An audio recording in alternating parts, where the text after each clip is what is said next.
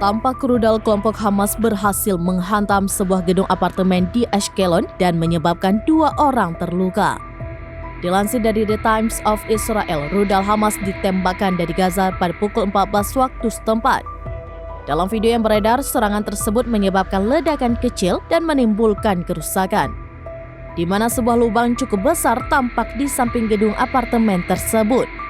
Menurut layanan kesehatan setempat, serangan Hamas itu juga melukai 2 wanita berusia 60 tahunan akibat terkena pecahan peluru. Selain itu, 3 orang juga dilaporkan terluka. Diketahui serangan roket juga menghantam beberapa tempat lainnya, di antaranya di wilayah Negev Barat dan Israel Tengah. Serangan itu pun dilaporkan menyebabkan beberapa orang terluka.